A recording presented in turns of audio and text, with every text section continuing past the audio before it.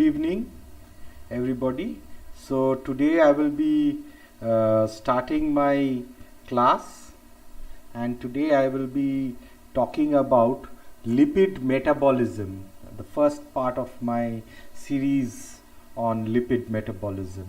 Now, what are lipids? Lipids are commonly known as fats, and these fats are nothing but hydrocarbon compounds which are attached with a organic acid group, that is COOH.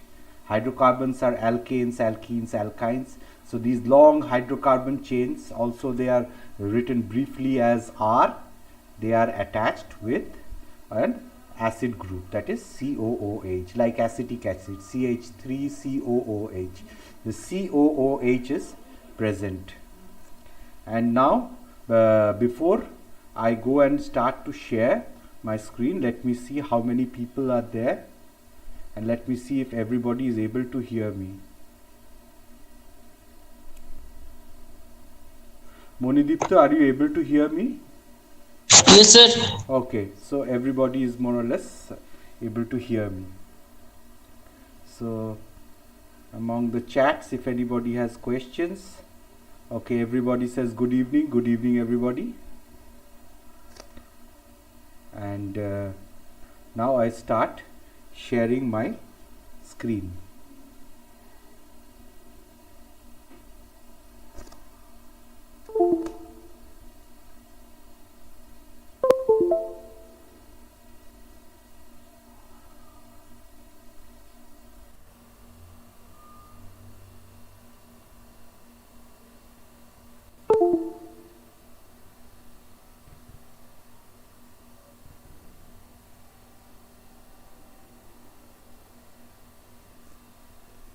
Okay, so I will start with lipid metabolism.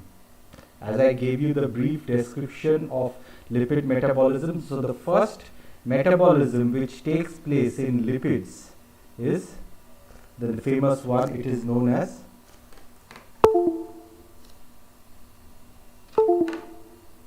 beta oxidation.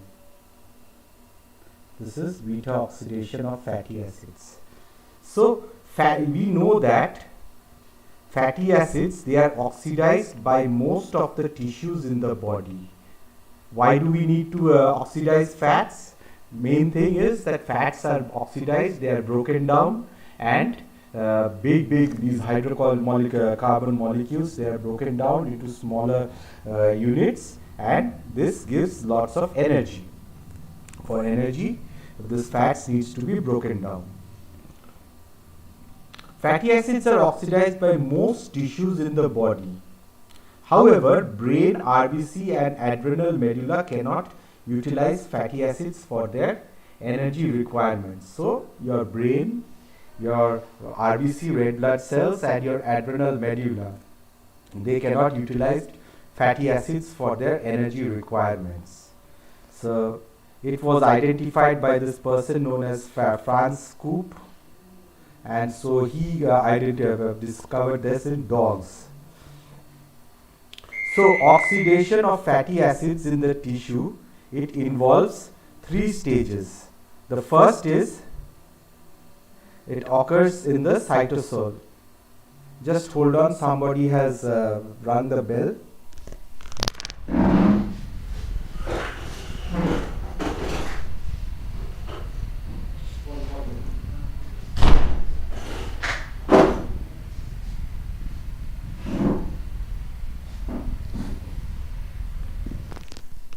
Okay, so activation of fatty acids, it occurs in the cytosol. So activation is a process. The fatty acids which are present, they need to be activated. And now this activation, it happens in the cytosol or the cytoplasm. Now these activated fatty acids, they are to be transported into the mitochondria, because the process of beta oxidation takes place inside the mitochondria.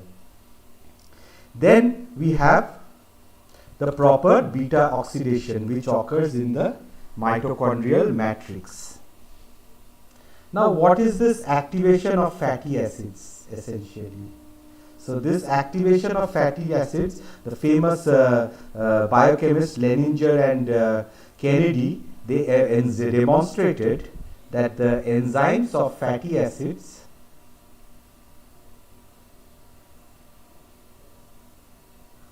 oxidation in animal cells, they are located in the mitochondrial matrix. So, through biochemical experiments, they isolated mitochondria, they broke it up and they found biochemically all the enzymes which are involved in fatty acid oxidation.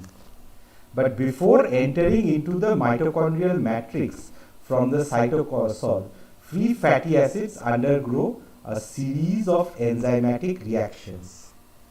Now, what are these enzymatic reactions which take place? Let us see.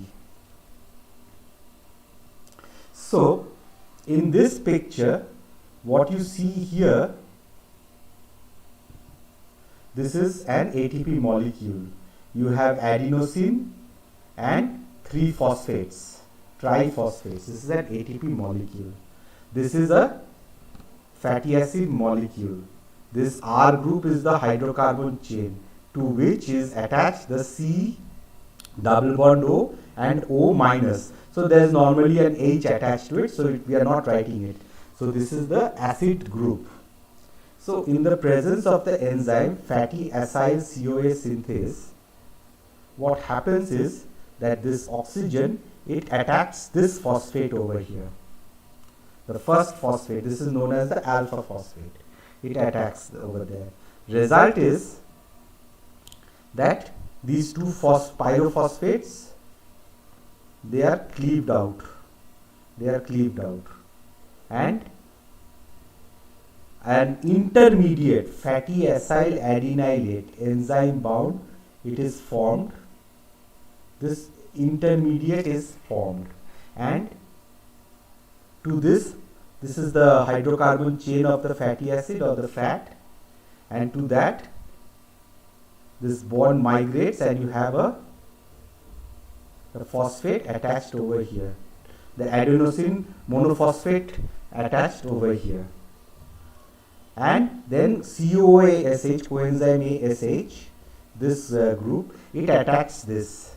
Result, in this presence of the same enzyme fatty acyl CoA synthase, what happens? This AMP, adenosine monophosphate, this goes out of the cell. This goes out of the cell.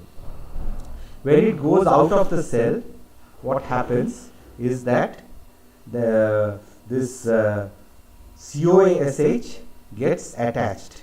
So you have this particular molecule being formed in this place. So this is known as the activated fatty acid. Activated fatty acyl CoA.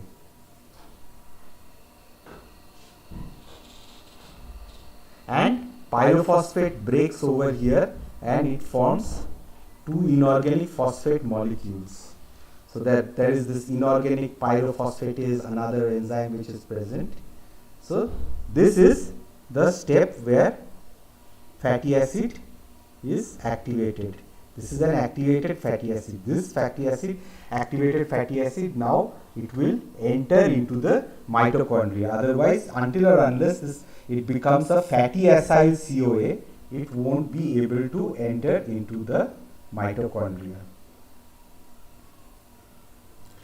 The next part is the transport of acetyl CoA into the mitochondria. So they are activated, and now we are talking about how this fatty acyl CoA or the activated fatty acid is transported into the mitochondria from the cytosol.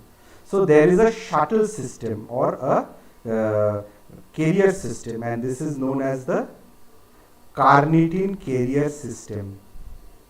This is present in the inner membrane of the mitochondria. This is present in the inner membrane of the mitochondria. There are enzymes, carnitine acyl transferase 1 and 2, and they are bound to the outer and inner surfaces of the membrane respectively. Outer and inner surface of the membrane respectively. So let us have a look at this picture. Let's reduce the size a bit so that the whole picture comes inside. Yeah, it has come now. So this is the mitochondrial membrane. So this region which I am marking, this is the mitochondrial membrane. And this side, this is the mitochondrial matrix. And this is the intermembrane space. Outside there is another outer membrane. So this is the inner mitochondrial membrane. Maybe here it's not drawn. There is also an outer mitochondrial membrane. We know that the inner mitochondrial membrane, it is folded into structures known as finger-like projections known as cristae, for accommodating several enzymes of the electron type enzyme complexes of the electron transport chain. So this is the you can find that this is the inner mitochondrial membrane, and you can have the outer mitochondrial membrane drawn over it. So this is outside, this is the outer mitochondrial membrane, this is the intermembrane space, this is the finger-like projection present inner mitochondrial membrane, and this space inside, this is known as the mitochondrial matrix. And here in this mitochondrial matrix, there are enzymes known as carnitine acyltransferase 2, and here you find another enzyme in this side known as carnitine acyltransferase 1. The aim is to transfer this activated fatty acyl CoA present over here inside. Now to transfer it, you need a carnitine shuttle. So what happens? This CoA-SH is removed, and to that a molecule known as carnitine is attached, and it becomes a carnitine fatty acid here.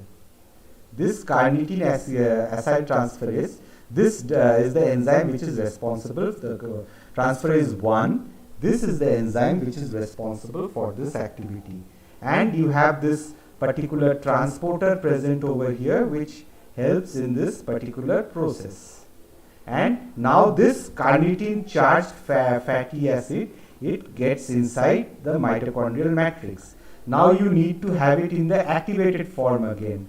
This acetyltransferase 2, what it does, this carnitine is released, and a CoAH is again, CoA-SH is again attached to it. So this thing comes back to the original activated state.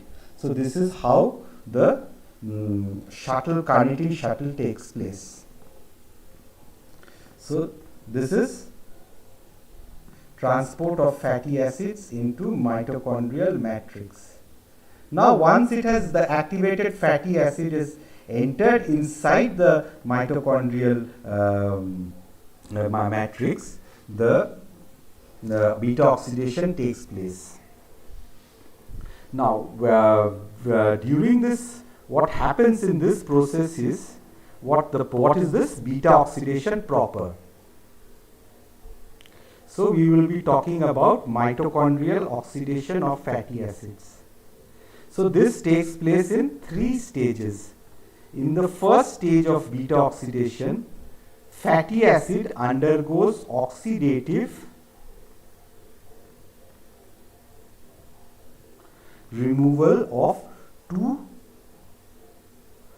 carbon units, successive carbon units, in the form of acetyl CoA. You know acetyl CoA, this is CH3,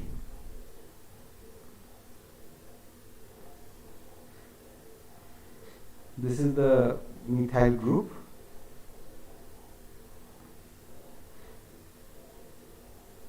COOH.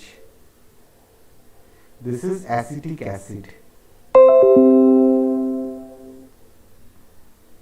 Somebody has raised a hand. Let's see who has raised a hand.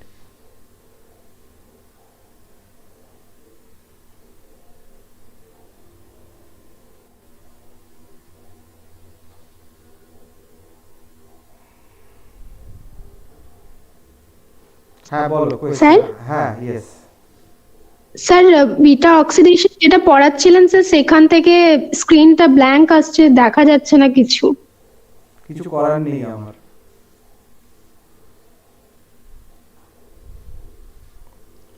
আচ্ছা, because upgrade is sharing it over here, so there is nothing can be done. So CH3 COOH is present over here. So this is the acetic acid. Now to this acetyl group, CH3COO group, if acetyl group, let's say we write this as A, to that is attached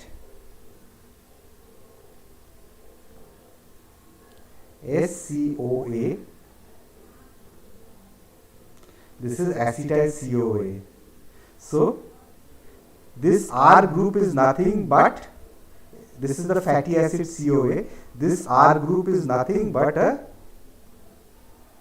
CH3. So this is acetyl COA. So this acetyl COA is CH3 COSCOA. So this is how this is acetyl COA, and if this R group there is lots more hydrocarbons are present, say for example CH3,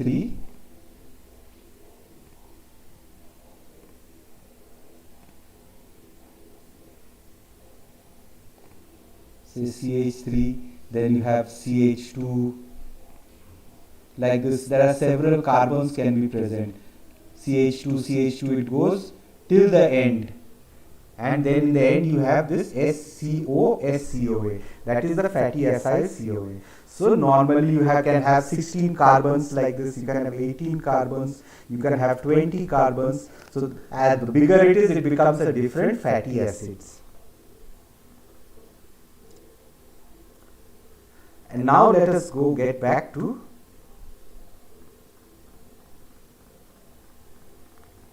what happens. So you have for example, you have a very long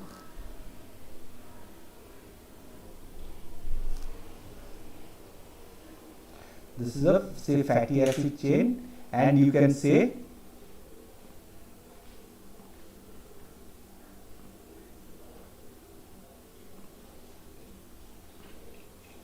S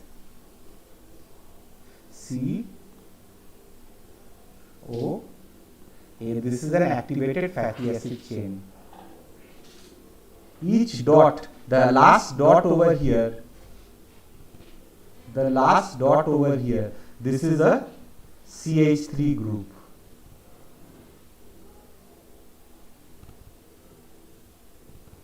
This is CH3, and each of these here, they are CH2 groups.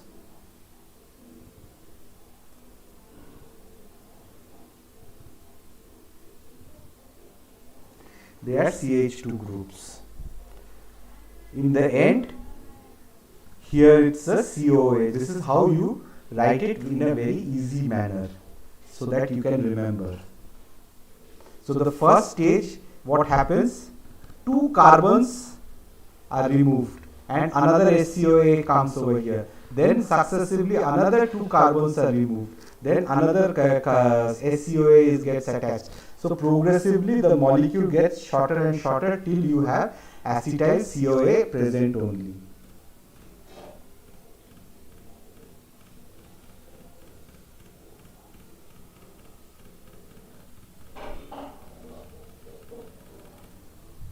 Okay, so in the second stage, the acetyl residues of acetyl CoA, they are oxidized to CO2 via the citric acid cycle, which also takes place in the mitochondrial matrix.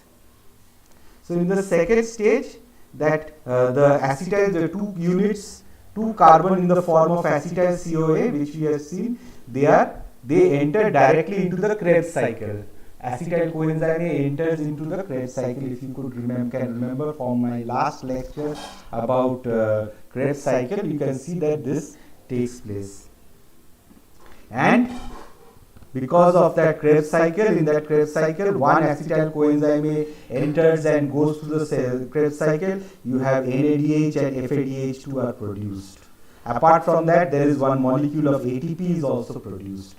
So in one Krebs cycle, you find how many NADH and FADH2 formed.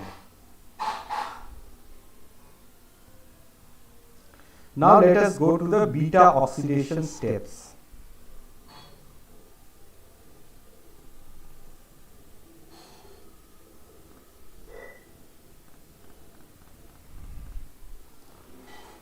So C16R there, so we are talking about a fatty acid which has got 16 carbon.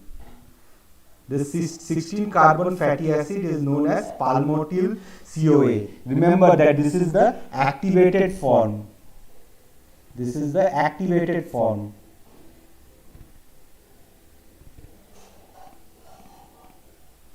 Activated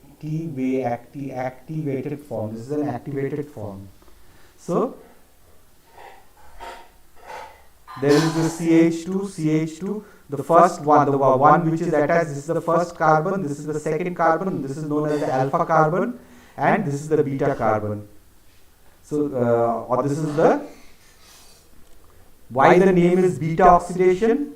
Because the oxidation takes place in this point, at the beta carbon. This is the beta carbon. So, therefore it's known as beta oxidation. And this is the alpha carbon, this is the beta carbon. So, next what happens in the presence of the enzyme, acyl CoA dehydrogenase, this particular group, what happens, the hydrogen comes out, one FAD is converted into FADH2, it gets reduced, dehydrogenase pressure, it gets reduced. Result is, when two hydrogen is removed from here, this becomes CH and a double bond is introduced over here. So one hydrogen from here, one hydrogen from here, and that hydrogen is attached to FAD molecule and it forms FADH2. And in the end, what you find over here is a double bond being introduced. Instead of CH2, you find a double bond happening over here. Then enoyl CoA hydratase, this enzyme works. What is the function of this enzyme? With the help of a water molecule, it hits over here, and here this water molecule gets attached, OH gets attached over here, and one hydrogen comes to this place. So it becomes this L-beta hydroxy acyl CoA, it is formed. So an OH is introduced. Once that OH is introduced over here, there is the next enzyme, beta hydroxy acyl CoA dehydrogenase. This famous enzyme, it converts an NAD plus molecule into NADH plus H plus. That is, it removes this H and another H. And result is that there is a double bond formed over here. This H is removed and this OH is removed. Rather, not the OH is removed, and this H is removed. This O remains, and since the hydrogen remains, so what happens? The electron shifts and a double bond is formed over here. And so you can see this molecule which has got two double bonds. So such a molecule is not very stable. What happens over here then is that beta keto acyl CoA This is this compound. This is the negative charge here and a negative charge here. They repel each other, and so in the presence of this enzyme known as thiolase and the COSH, what it does, it breaks this molecule into an acetyl coenzyme A, and the C16 becomes a C14 fatty acyl CoA.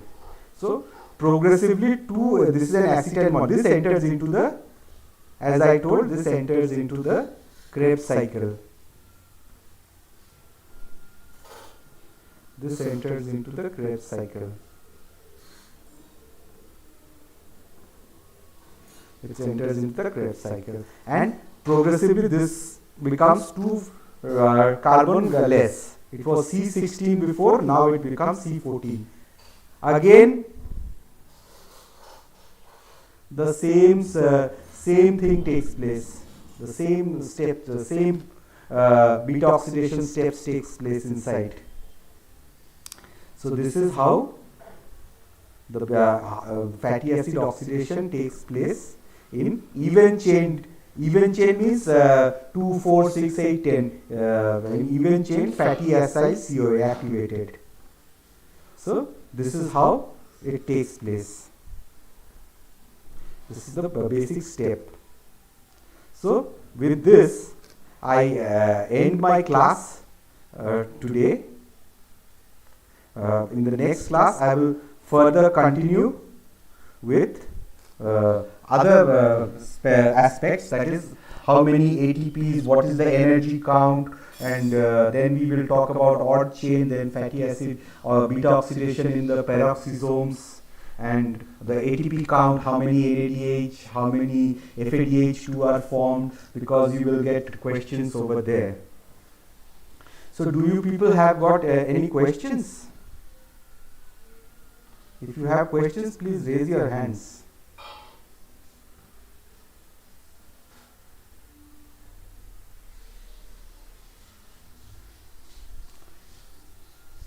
Chat is, somebody has written in a chat. Is this pathway endergonic or exergonic? So one is, does it take energy or does it release energy? So any metabolic pathway, this is supposed to release energy, give out energy, right? This is supposed to give out energy, but to give out energy, initially it needs, you can see that it takes an ATP molecule is broken down. So it is counted as 2 ATP molecule. That's a good question. This is a very good question, and this is how you people should ask questions actually, because this is the question you have to ask. I'm very happy. This is basically this is supposed to give energy. Like glycolysis, in the initial step you saw that you needed 2 molecules of ATP. You had to give that inside. But in the end what happens, you get 4 molecules of energy. It gives out energy, definitely. This is a very good question. Any other questions? Let's see. Okay, so okay sir.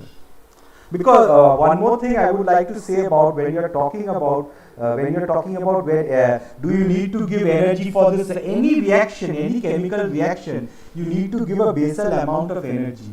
But at the end of this, when lot of glycolysis takes place, there is energy produced in the body. So you release energy over here, and this energy is very much essential for individuals to do work. So, any other questions? Finally, somebody has asked a good question today. I will talk about all the energy calculations in the next class. Okay, so I see there are no questions. Then I would end my say, have a nice evening, bye bye.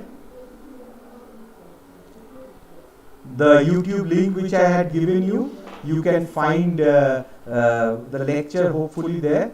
If there are problems, okay, there is one more question over here. Let's see who has asked the question. Okay, thank you sir. Okay, thank you Monilito. Okay.